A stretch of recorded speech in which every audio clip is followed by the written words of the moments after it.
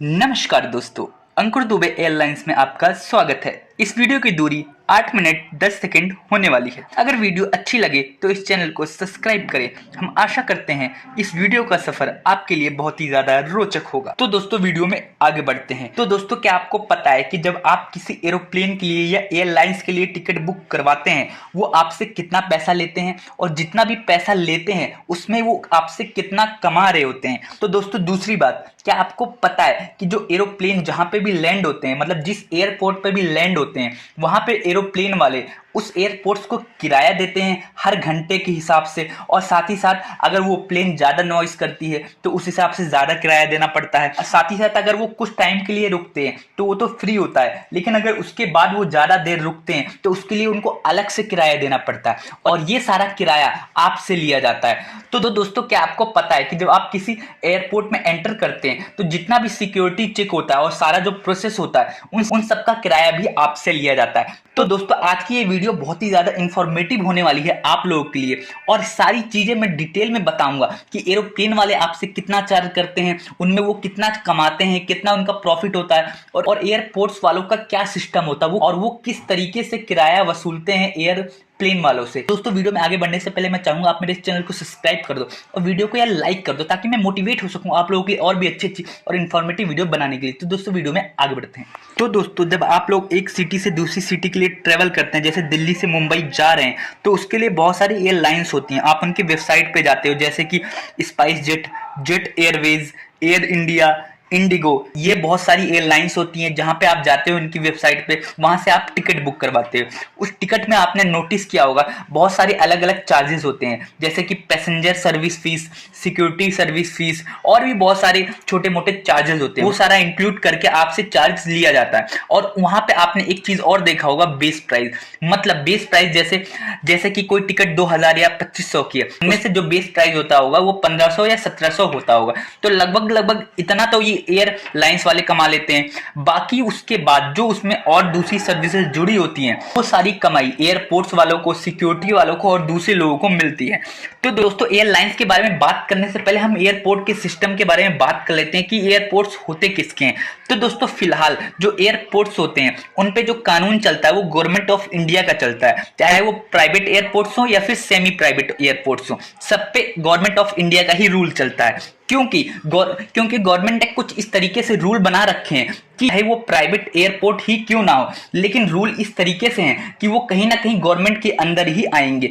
क्योंकि आपको पता है कि एयरपोर्ट्स के थ्रू ही लोग एयरलाइंस में या एरोप्लेन में एंट्री लेते हैं और उसके बाद वो एक देश से दूसरे देश जाते हैं, जो इसके थ्रू बॉर्डर क्रॉसिंग होती है। तो इसलिए ये सारी चीजों को गवर्नमेंट अपने कंट्रोल में रखना चाहती है और साथ ही साथ एयरपोर्ट से गवर्नमेंट बहुत ज्यादा कमाती भी है, इसलिए गवर्नमेंट इसको अपने अंडर रखती है। और जितना भी एयरपोर्ट्स का इंफ्रास्ट्रक्चर होता है और जो लैंड होती है और बाकी सारी चीजें होती हैं, बिल्डिंग हो गई और दूसरी चीजें होती है, इन सारी चीजों को गवर्नमेंट ही बनवाती है, गवर्नमेंट ही लैंड अप्रूव करती है, गवर्नमेंट ही बिल्डिंग बनाने के लिए अप्रूवल देती है और कितने एरिया में बिल्डिंग बनानी है, किस तरीके से बनाना है, ये सारा गवर्नमेंट ही अप्रूवल देता है। इसलिए आप कह सकते हैं कि गवर्नमेंट के ही इस पे रूल्स चलते हैं।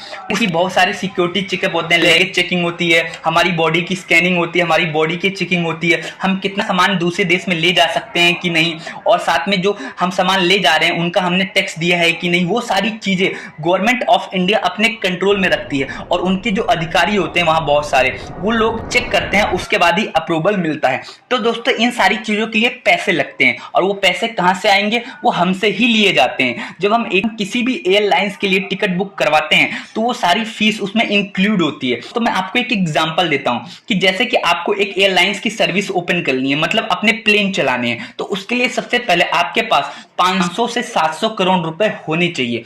उसके बाद ही आप एरोप्लेन की सर्विसेज लोगों को प्रोवाइड कर सकते हैं। और फिर आपको क्या करना है कि जितने भी एयरपोर्ट्स होते हैं वहां पे आपको उस एयरप्लेन को रजिस्टर करवाना पड़ेगा।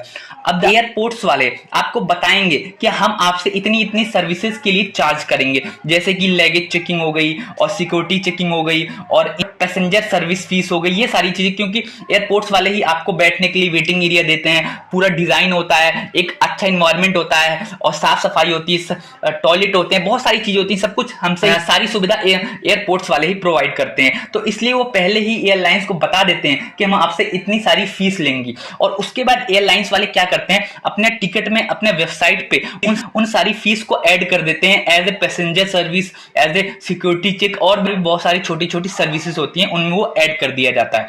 और जो एयरलाइंस होते हैं अपना एक बेस प्राइस ले लेते हैं, क्योंकि एयरलाइंस वालों को भी अपना सारा इनकम निकालना है। जैसे कि अगर कोई एयरलाइंस एक जगह से, जैसे कोई एरोप्लेन एक जगह से दूसरी जगह जा रहा है, तो उसके लिए फ्यूल खर्च होगा, और उसके साथ ही साथ एरोप्लेन उड़ाने के लिए जो कैप्टन जा रहा है और उसके साथ जो असिस्टेंट पायलट है उनकी भी सैलरी होती है, उसमें निकालना पड़ता है। उसके अलावा 4-5 क्रू मेंबर होते हैं जो आपकी देख रेख के लिए होते हैं, वो भी सारा उसी से निकालना पड़ता है। और भी बहुत सारी सर्विसेज होती हैं, जैसे कि अगर एरोप्लेन में कभी किसी आतंकवादी का अटैक हो गया तो उसके लिए जो नुकसान होता है वो भी सारी चीजें इन्हीं से ही निकालनी पड़ती है। तो वो सारा चीज बेस प्राइस में ही जुड़ा होता है। इसके अलावा जो पायलट एक जगह से दूसरी जगह जाता है, वहां पे उसके लिए रुकने की व्यवस्था करनी पड़ती है, होटल की व्यवस्था करनी पड़ती है, और भी दूसरी सर्विसेज उस पायलट को देनी पड़ती है, तो उसका भी खर्च आता है। तो दोस्तों इस तरीके से एयरलाइंस वाले हमसे कमाते हैं। तो दोस्तों जो एरोप्लेन होती है, एयरलाइंस होती है, उसमें कई सारी क्लासेस होती हैं जो पैसेंजर बैठते हैं। पहले तो इकोनॉमिक क्लास हो गया, दूसरा इकोनॉमिक प्रीमियम क्लास हो गया, तीसरा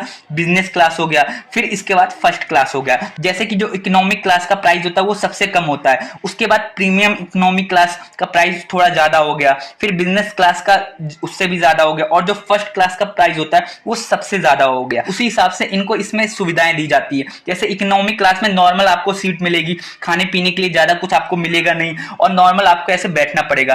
प्रीमियम इकोनॉमी में आपको थोड़ी बहुत सुविधाएं मिल जाएंगी, थोड़ी बहुत गुडीज मिल जाएंगी, खाने पीने की चीजें मिल जाएंगी।